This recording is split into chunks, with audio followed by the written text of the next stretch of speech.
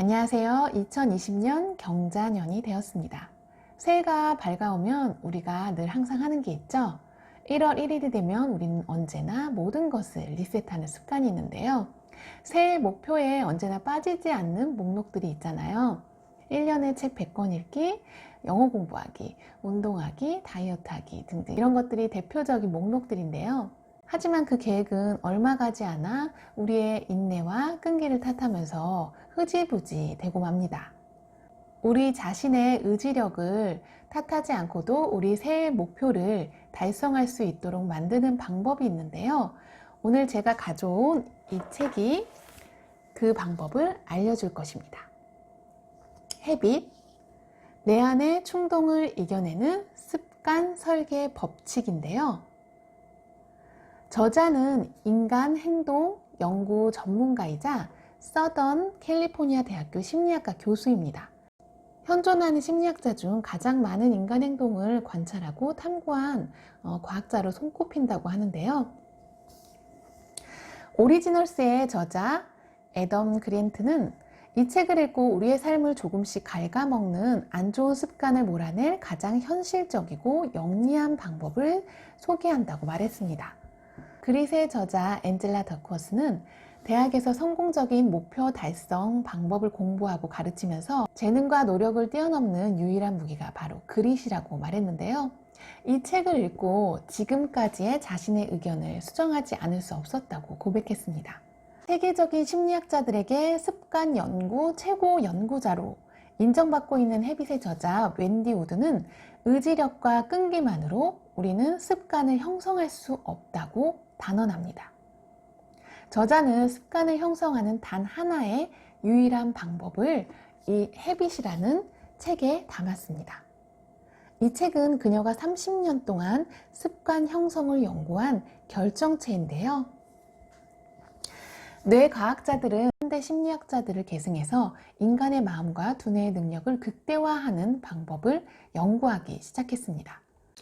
그들은 시작하는 뇌와 반복하는 뇌가 분리되어 있다는 것을 발견하게 되는데요. 사람들이 처음 어떤 것을 배울 때에는 의식적인 자아, 즉 실행 제어 기능을 하는 뇌 영역인 전두엽과 해마 영역이 활발하게 움직입니다. 반대로 그 일을 반복할 경우에는 전혀 다른 뇌인 기저핵 안의 조가비핵의 활동량이 증가합니다. 생각해서 결정하는 영역과 자동화되어 지속적으로 반복하는 영역은 분리되어 있습니다. 우리가 아침에 일어나서 세수하고 양치하고 옷을 갈아입고 아침을 먹고 늘 똑같은 교통수단을 이용해서 출근을 하는 것은 모두 습관입니다. 의식적인 자아가 실행하는 것이 아니라 무의식적인 자아가 자동화하며 행동하는 것입니다. 습관이 형성되면 우리는 더 이상 목표에 집착해서 우리의 자제력과 인내력을 발휘하여 나의 욕망을 누르지 않아도 됩니다. 복잡하게 생각하지 않고 몸이 움직이는 대로 무의식적으로 반복하게 되면 내적 갈등에서 우리는 해방될 수 있고 보다 건설적이고 가치 있는 일에 생각할 시간을 갖게 됩니다. 그렇다면 우리가 그토록 원하는 습관을 형성하기 위해서는 어떤 법칙을 지켜야 할까요? 먼저 습관을 형성하기 위해서는 습관의 작동 원리를 알아야 한다고 저자는 말합니다. 저자가 말하기를 인간은 자신의 행동을 이끄는 원인을 이해하지 못하고 있고 자신의 합리적 자아를 과대평가한다고 말합니다. 우선 우리는 이 사실을 인정해야 합니다. 매일 하는 일을 할 때 우리는 의식적으로 생각하지 않습니다. 무의식적으로 늘 하던 행동을 반복합니다. 이것이 바로 습관입니다. 습관은 의식적으로 경험할 수 있는 영역이 아니라고 저자는 말하고 있습니다. 습관에는 개인적인 성격, 삶의 방식 등 개인차가 존재하지 않습니다. 습관은 목표에 집착하지도 않고 투쟁하지도 않습니다. 심리학자들은 생각, 감정, 의도에 대한 인간의 과도한 신념을 가리켜 내성 착각이라고 부르는데요. 스스로의 의도와 욕구에 따라서 행동한다고 과신하게 되면 습관을 형성하는 데 걸림돌이 될 수도 있습니다. 왜냐하면 내성 착각이 기분도 좋고 힘이 되는 믿음이 되지만 이는 그릇된 믿음이 되기 때문입니다. 그렇다면 우리가 그토록 알고 싶어 했던 저자가 알려주는 자동화된 무의식이 만드는 습관, 설계의 법칙에 대해서 한번 알아볼까요?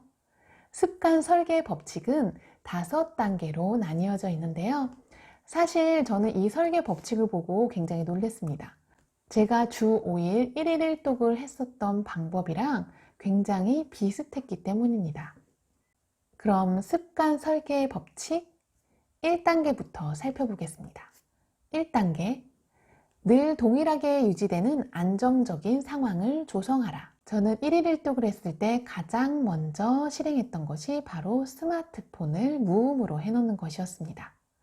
그리고 책을 침대 옆이나 거실 탁자, 부엌의 곳곳에 놓아두었습니다.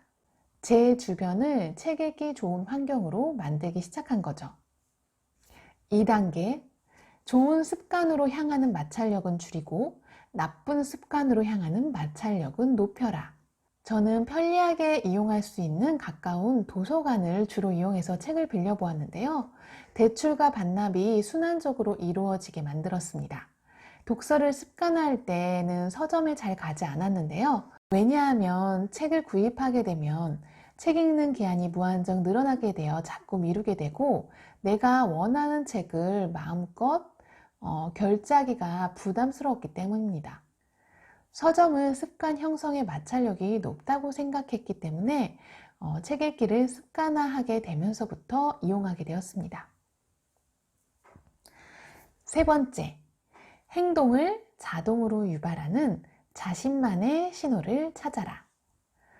저는 아이들을 유치원과 학교에 보내놓고 저에게 주어진 자유시간을 활용해야 하기 때문에 집안일을 끝내고 나자마자 무조건 책을 집어들고 읽었습니다. 그 시간이 아니면 집중해서 책을 읽을 수가 없었기 때문입니다. 또한 잠자기 전에 스마트폰으로 인터넷 검색을 하는 게 습관이었는데 인터넷 검색 대신에 이북으로 소설 읽기를 습관화했습니다. 4단계, 언제나 기대 이상으로 신속하고 불확실하게 보상하라. 책을 읽으면 저는 항상 개인 블로그나 SNS에 서평을 올렸는데요. 서평을 올리고 조회수가 늘어나는 것을 보면 성취감을 느꼈습니다. 제가 쓰는 서평의 조회수는 언제나 들쑥날쑥했기 때문에 그것은 불확실한 보상이 되기에 충분했습니다. 또한 독서는 저에게 알아가는 재미를 안겨주었습니다. 5번째, 마법이 시작될 때까지 이 모든 것을 반복하라. 저 또한 아무 생각 없이 하루에 한 권을 읽었는데요. 하루에 한 권을 읽어야 한다는 생각 때문에 그 어떤 의식적인 자아가 들어올 틈이 없었습니다. 아이들이 오기 전에 제한된 시간 안에 책을 읽어야 하기 때문이었어요. 책 읽기를 매일매일 하다 보니 어느새 책 읽기는 저의 습관이 되었습니다. 수년간의 연구 결과에 따르면 성공한 사람들은 불굴의 정신력으로 좋은 습관을 형성하지 않았다고 합니다. 자제력이 필요하거나 인내할 상황을 만들지 않고 그저 습관을 활용했다고 하는데요. 습관은 자동화입니다. 우리 일상의 매 순간을 오늘 운동을 갈까? 오늘 공부를 할까? 책을 읽을까?